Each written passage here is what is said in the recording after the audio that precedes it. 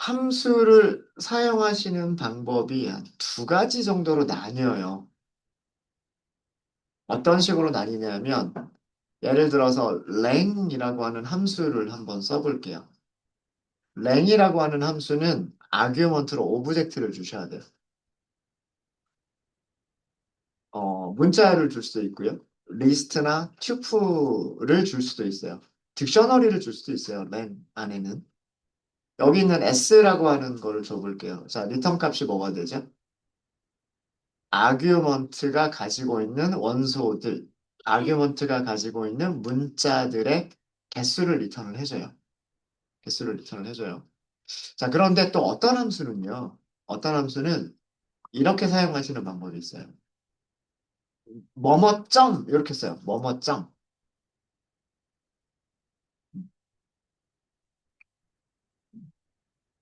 예를 들어서 s라고 하는 변수 이름에서 점하고 써요. 여기 있는 것들 중에서 이런 거 한번 써볼까요? 로어라고 하는 함수가 있어요. 로어라고 하는 함수가 있어서 함수 호출 이렇게 하실 수 있어요. 자, 결과 볼까요? 결과를 보면 hello python이라고 하는 문자열을 줘요. 뭐가 달라졌죠? s라고 하는 문자열과 roar라고 하는 함수를 호출한 다음에 달라진 점은 뭐가 달라졌어요? 네, 전부 다 소문자로 바뀌었어요. 소문자로 바뀌었고 여기를 만약에 upper라고 하는 게 있거든요. upper라고 하는 함수가 있어요. 음. 자, 예를 쓰면 이번에는 어떻게 바뀌었어요? 전부 다 대문자로 바뀌었어요. 그죠? 어떤 함수들은 아 그냥 앞에 뭐뭐점이라고 하는 게 없이 그냥 함수 호출하면서 아규먼트를 전달하면 되는 함수들이 있었고 어떤 함수들은요 변수 이름에서 호출하는 함수들이 있어요. 얘가 이 어퍼라고 하는 함수는 문자열을 대문자로 바꿔준다라고 하는 기능을 가지고 있는 함수예요. 근데 이 어퍼라고 하는 함수를 호출하려면 앞에 뭐가 있어야 되냐면 문자열이 있어야 돼요. 문자열. 이렇게 함수를 호출하는 방법이 달라요. 얘는 우리가 펑션이라고 부르고요. 얘는 함수 중에서도 특별하게 메서드라고 불러요. 이 메서드라고 하는 게 클래스라고 하는 거에서 나온 개념입니다. 그래서 이런 함수들은 어떻게 만들었을까? 그리고 왜 이렇게 사용하는 것일까라고 하는 거를 이번 시간부터 저희가 하려고 하는 거예요. 우리 뭐뭐점이라고 하면서 호출했었던 함수들이 얘만 있지는 않았어요. 이거는 처음 보여드렸네요, 제가. 문자열에서는 처음 보여드린 것 같은데, 뭐뭐점 하면서 호출하는 함수들은 우리가 사용했었던 적들이 있어요. 혹시 생각나는 거 있으세요? 생각나는 거 있으십니까?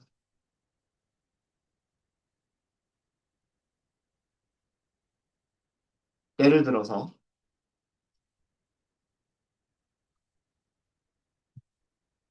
리스트가 있었어요. 자, 이 리스트에다가 원소를 추가하고 싶어요. 그럼 어떻게 했었죠? 변수 이름에다가 그 다음에 점을 쓰고 함수를 호출을 했죠. 그래서 뭐 100을 넣겠다.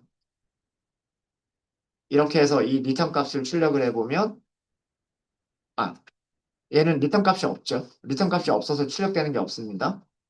뭐가 바뀌어요? my list라고 하는 객체가 바뀌어 버려요. 그죠? 100이라고 하는 게 추가가 됐죠. 그죠?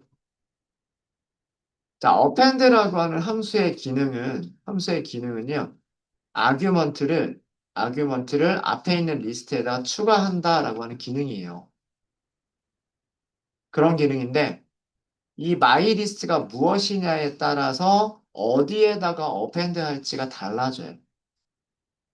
그렇죠?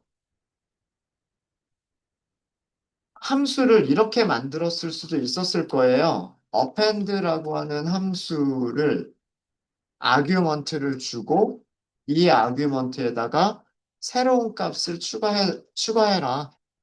이렇게 만들 수도 있었을 텐데, 이렇게 만들 수도 있었을 텐데, 이렇게 만들지 않고 변수 이름에서 호출하도록 만들었단 말이에요. 뭔가 이유가 있기 때문에 이렇게 만들었겠죠. 이런 게 편리한 점이 있었기 때문에 함수를 이렇게 호출하게끔 만들었을 거예요. 그죠? 똑같은 어펜드 함수지만, 그죠? 똑같은 어펜드 함수지만, 만약에 이번에는 뭐 myList2라고 할까요? 뭐 myList2는 문자열들을 가지고 있어요. 뭐 이런 식으로. 여기에다가, 여기에서 어펜드를 호출하겠다. 뭐 여기도 100을 할 수가 있어요. 그럼 뭐가 바뀌어요? myList가 바뀌는 게 아니라, myList가 바뀌는 게 아니라 myList2가 바뀌는 거죠. 그렇죠? 그러니까 이 어펜드라고 하는 기능은 뭐가 있어야 동작할 수 있는 거냐면 원소들을 가지고 있는 혹은 뭐 원소들이 없을 수도 있어요. 비어있는 리스트부터 시작할 수도 있으니까. 아이템들을 갖는 리스트가 있어야 동작하는 함수란 말이에요. 음. 그래서 그 아이템들을 갖는 리스트에다가 어떤 새로운 아이템을 제일 끝에다가 추가를 하겠다라고 하는 그런 기능이었죠. 어퍼라고 하는 것도 마찬가지예요. 대문자로 바꿔주겠다라고 하는 기능은 뭐가 있어야 되냐면 문자열이 있어야 되는 거예요. 문자들이 있어야 되는 거죠. 그러니까 문자들이 있어야 그 문자를 대문자로 바꿔줄 수 있단 말이에요. 만약에 문자가 바뀌면 대문자로 바꿔주는 것도 달라지겠죠. 그렇죠? 뭐 여기에서 예를 들어서 S2라고 하는 게 있는데 뭐 S2는 뭐라고 할까요? 헬로 파이썬. 안녕. 한글도 섞어서 볼게요. 안녕. 소문자로만 파이썬 이렇게 썼어요. 뭐 점점점. 프린트를 하는데 s2.upper.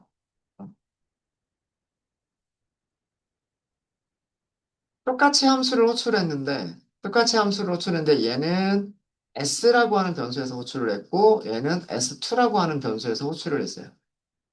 얘는 누구를 대문자로 바꿔주냐면 S라고 하는 객체가 가지고 있는 문자열들을 대문자로 바꿔주는 기능이고 얘는 S2라고 하는 객체가 가지고 있는 문자열들을 대문자로 바꿔주는 기능이에요.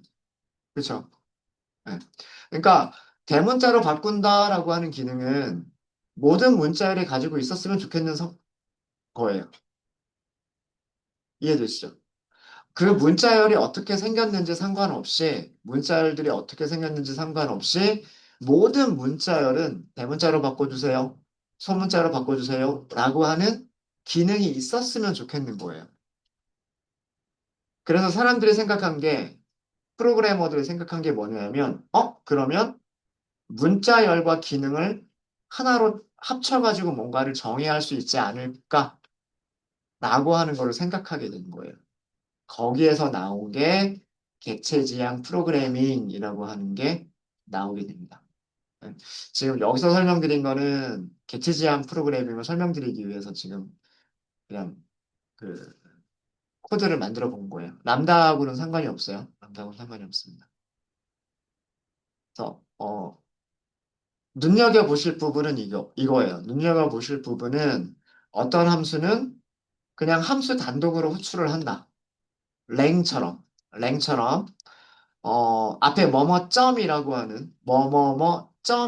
하는 게 없이, 이런 거 없이 그냥 단독으로 호출하는 함수가 있고, 그런 반면에 항상, 함수를 호출하기 위해서는 앞에 반드시 이렇게 변수 이름이 필요한 함수도 있다라고 하는 거예요. 그리고 걔네들의 특징은 뭐냐면, 점이라고 하는 함수들의 특징은 이 어퍼, 여기에서의 어퍼는 S라고 하는 문자열과 관련이 있고, 여기 있는 어퍼는 S2라고 하는 문자열과 관련이 있는 거고, 여기 있는 어펜드는 my list라고 하는 리스트와 관련이 있고, 여기 있는 어펜드는 my list 2라고 하는 리스트의 원소들과 관련이 있는 거예요. 그래서 이런 것들이 왜 생겨났고, 왜 이렇게 호출하는 방식이 두 가지로 바뀌게 됐고, 그 다음에 이런 것들을 하기 위해서는 우리가 코드를 어떻게 작성해야 될 것인가라고 하는 거를 오늘과 내일에 걸쳐서 저희가 학습을 할 겁니다. 이번 시간부터.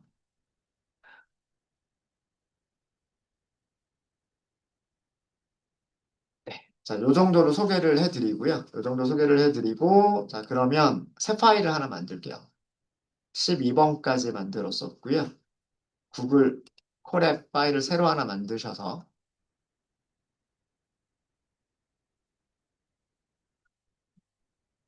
파일 이름부터 좀 바꿀게요. 네, 제목 없음이 아니라 파이썬 10, 13번이라고 하도록 하겠습니다. 13번 OOP라고 할게요. OOP. OOP. 그리고 연결부터 하도록 하겠습니다.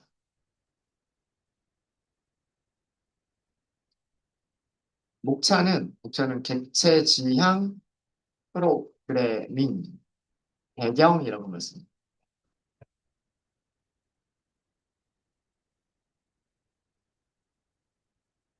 객체 지향 프로그래밍이라고 하는 게 영어로 OOP예요. OOP. 이따가 OOP가 뭐의 약자인지 좀 말씀을 드릴게요.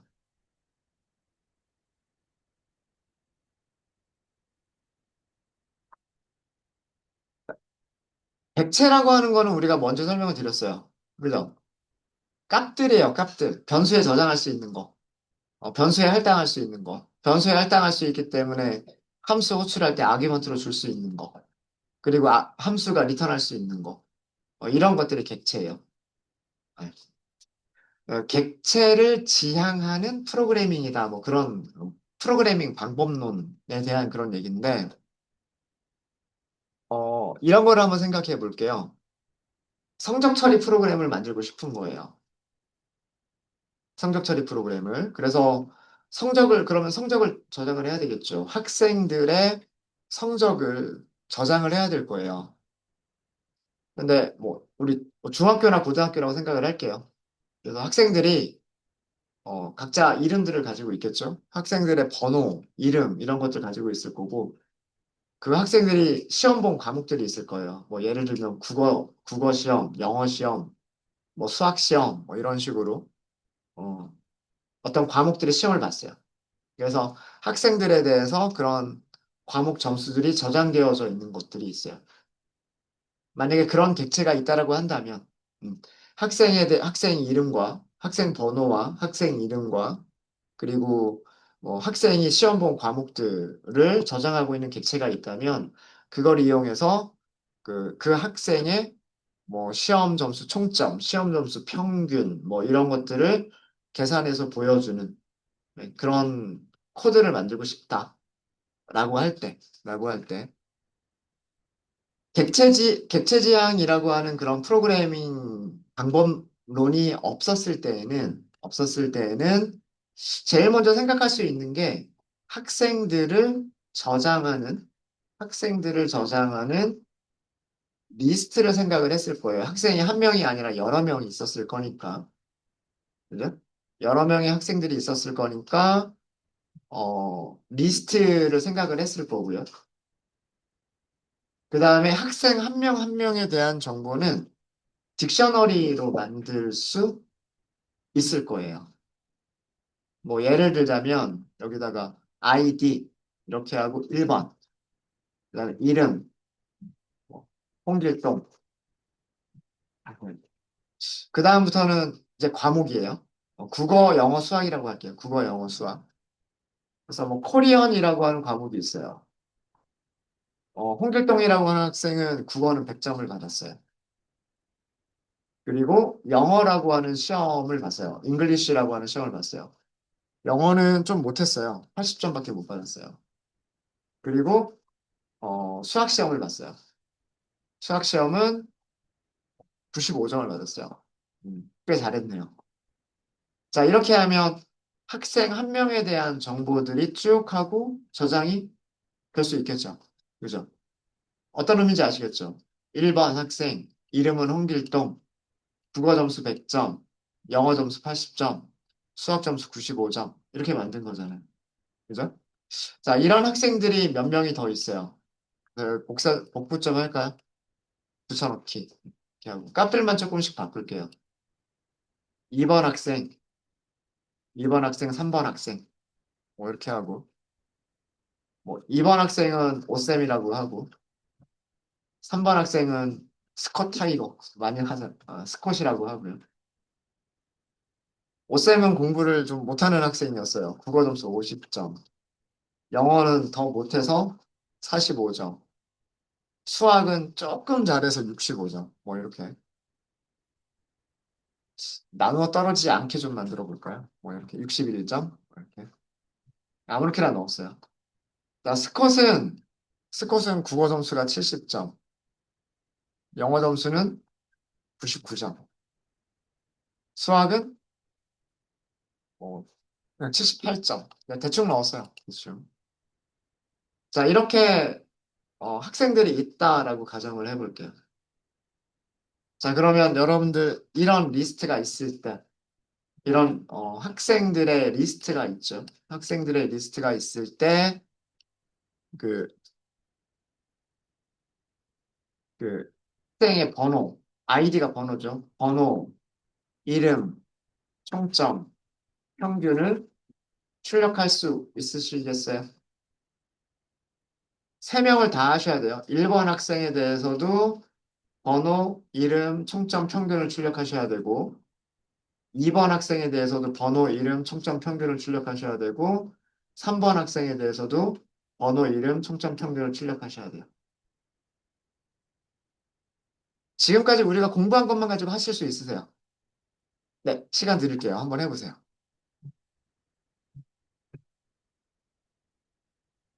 총점을 계산하기 위해서는 세 과목의 점수를 다 더해야 되겠죠? 그다음 평균을 계산하기 위해서는 그거를 3으로 나누면 되겠죠? 첫 번째 학생에 대해서 그런 일을 하죠. 그럼 두 번째 학생에 대해서 똑같은 일을 할 거고, 세 번째 학생에 대해서도 똑같은 일을 하겠죠. 맞아요? 네. 그거를 반복문 쓸 수 있지 않을까요? 그죠? 네. 반복문을 써서 한번 해볼까요?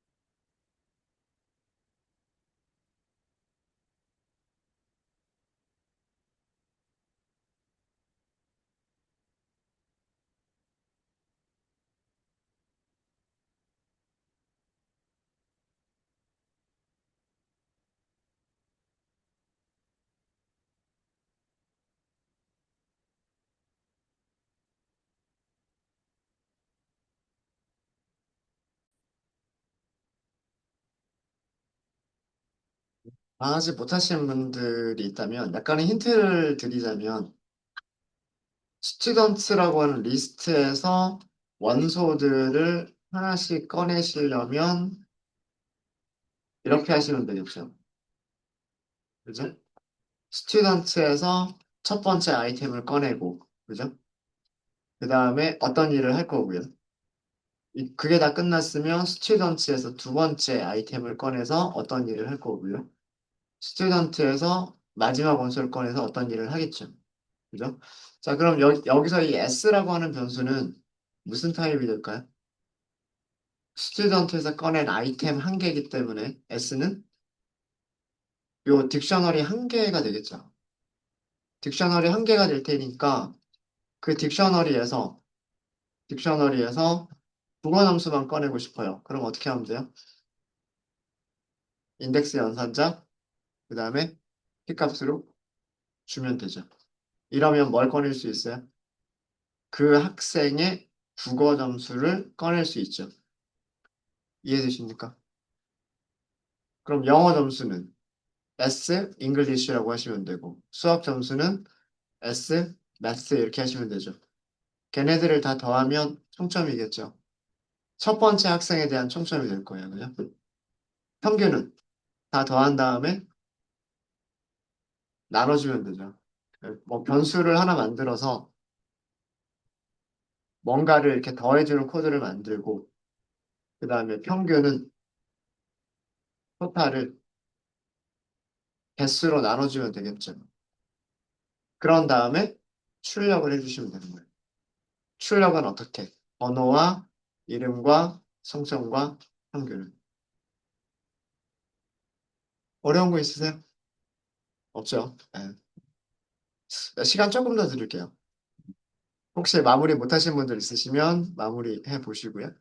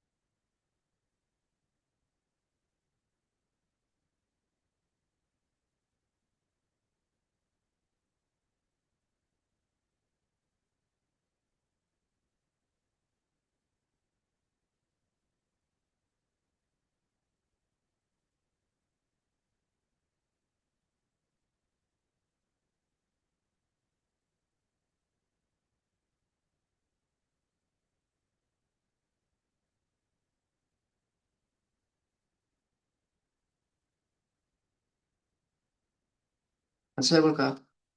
같이 해볼게요. 자, 스튜던트라고 하는 리스트 안에서, 그죠? 리스트 안에서 첫 번째 아이템을 꺼낼 겁니다. 이 첫 번째 아이템은 이렇게 만들어진 딕셔너리다라고 생각하시면 돼요.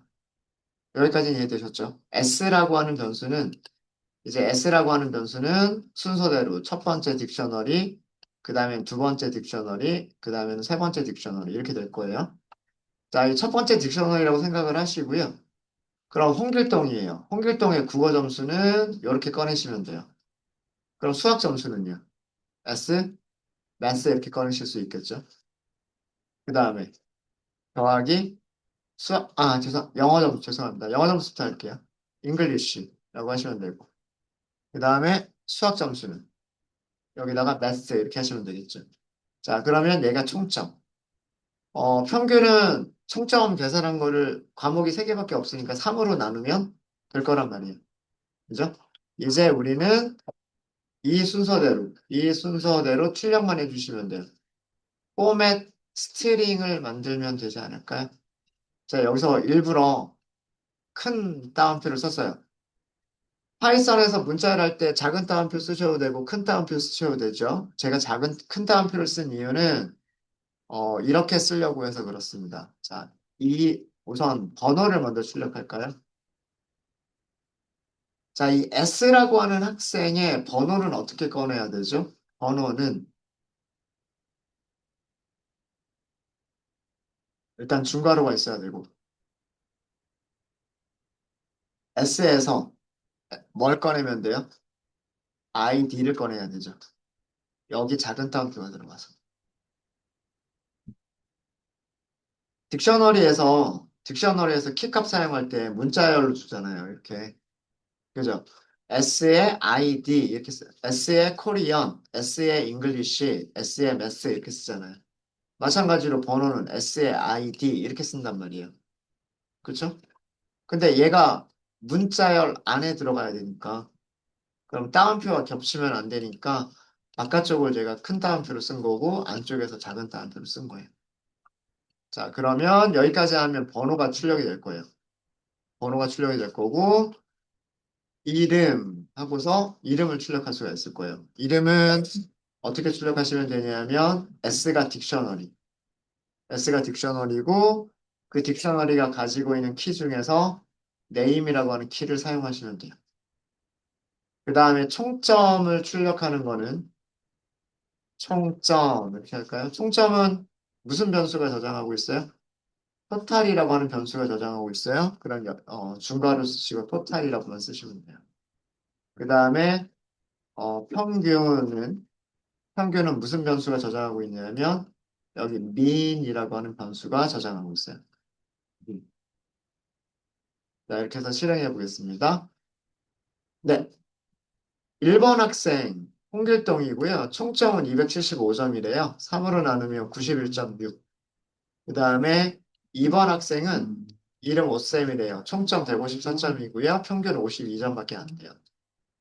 3번 학생은 이름 스컷이고요. 총점 247, 평균은 82.3이라고 합니다. 뭐 계산은 잘했을 거예요. 숫자가 틀리진 않았을 겁니다. 네, 코드 이해되세요? 코드 이해되십니까? 혹시 여기까지 해서 어려운 거 있으세요? 자, 근데 이 방식의 문제점은 이 방식, 위, 위에, 예, 그 코드의 위쪽에서 작성한 위 코드의 문제점은, 문제점은 딕셔너리인 경우에 딕셔너리의 키는 중복되지만 않게 만들면 되기 때문에 반복문에서 반복문에서 총점과 평균을 계산하는 코드가 제대로 동작하지 않을 수도 있다라고 하는 게 문제점이에요.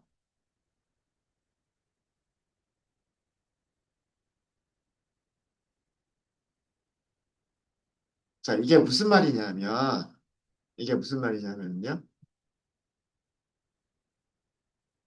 딕셔너리를 만들 때 ID, name, Korean, English, Math라고 만들었어요. 근데 두 번째 학생을 만들 때는 그냥 KOR이라고만 해야지. ENG라고만 해야지. Math는 뭐 글자 수가 작으니까 이건 그대로 해야지. 이렇게 할 수도 있을 거란 말이에요. 그 다음에 밑에서는 코리아라고 쓸까? 뭐 이렇게 쓸 수도 있단 말이에요. 자, 이렇게 학생들을 만든다고 해서 뭐가 문제가 되는 거 있어요? 요 코드 실행하는데 문제 되는 거 있습니까? 없죠. 없어요. 코드만 보면 의미는 다 통해요. 1번 학생, 이름 홍길동, 국어, 영어, 수학 점수. 2번 학생, 이름 오쌤. 키값이 달라지긴 했지만 50점, 45점, 61점이라고 하는 점수를 저장하고 있다. 그죠? 의미는 통해요. 의미는 통하죠.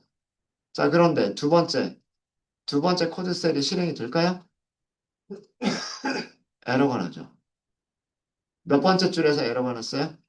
세 번째 줄에서 에러가 났어요. 여기네요, 여기. 그죠? 그 다음에 에러 메시지 내용이 뭐래요? 키가 잘못됐대요. 무슨 키가 잘못됐대요? 코리언이라고 하는 키가 잘못됐대요. 몇 번째 학생에서 문제가 생겼을까요? 첫 번째 학생은 키값 코리언 찾을 수 있어요. 잉글리시도 찾을 수 있었고, 매스도 찾을 수 있었어요. 그래서 첫 번째 학생은 출력이 잘 됐어요. 여기 보시면 출력문이 나왔죠. 그죠? 자, 그 다음에 두 번째 학생을 꺼냈어요. 두 번째 학생은 오쌤이었어요. 코리안이라고 하는 키가 있어요? 없죠. 그러면 얘가 키값을 못 찾아요. 키가 없어요 라고 지금 에러를 보여준 거예요. 키가 없으니까 값도 찾을 수가 없죠. 값을 찾을 수 없으면 더하기를 할 수 있어요? 없어요? 못 한단 말이에요. 그래서 에러가 난 거예요. 그러니까 이런 방식의 프로그래밍의 문제점은 딕셔너리를 지금이야 코드가 여기에서 지금 만들어지는 거니까 우리가 복붙 이렇게 하면 키값을 다르게 만들 일은 없을 거예요. 근데 만약에 이런 그 딕셔너리들이 다른, 다른 파일이나 어떤 다른 모듈에서 이렇게 넘어온다고 생각을 해볼게요. 그쪽 모듈에서는 키값을 코리언이 아니라 KOR이라고 만들어서 넘겨줄 수도 있을 거고, 잉글리시가 아니라 ENG라고 만들어서 넘겨줄 수도 있을 거란 말이에요. 이런 경우는 당연히 키값이 코리언일 거다라고 생각하고 만든 이 코드는 동작하지 않게 되는 거예요. 그러니까 모든 객체들이 동일한 이름의 키값들을 가질 수 있도록 강제할 수 있는 방법이 있어야 돼. 무슨 말인지 아시겠죠? 이런 코드가 오류 없이 제대로 동작을 하려면 학생이라고 하는 모든 객체들은 동일한 키값, 국어 점수면 코리언이라고 통일된 키값을 가지고 있어야지만 이런 코드가 정상적으로 실행될 수가 있는 거예요. 그래서 뭐 아까처럼 복붙을 하면 문제는 없겠지만 이렇게 하시면 문제는 없겠지만 이렇게 해서 다시 실행하시면 문제되지 않습니다. 잘 나와요. 이렇게. 자, 이게 왜 제대로 동작하지 않을 수도 있는 건지 이해가 되시죠? 그래서 그 다음에 생각한 게 무엇을 생각을 했냐면 함수형 프로그래밍이라고 하는 거를 생각하게 됩니다. 펑셔널 프로그래밍이라고 하는 개발 방법론이 나와요.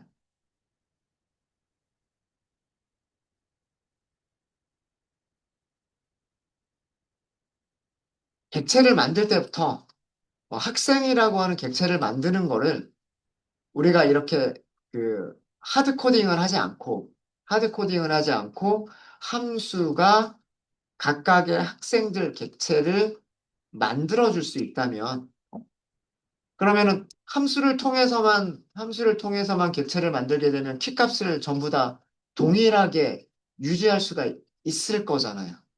그렇죠? 그래서 객체를 만드는 것도 함수한테 맡기자. 총점을 계산하는 것도 함수한테 맡기자.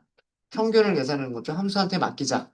모든 거를 함수로 만들어서 실제 코딩은 함수들을 이용하는 코드로 작성을 하자라고 하는 그런 개발 방법론이 펑셔널 프로그래밍이에요.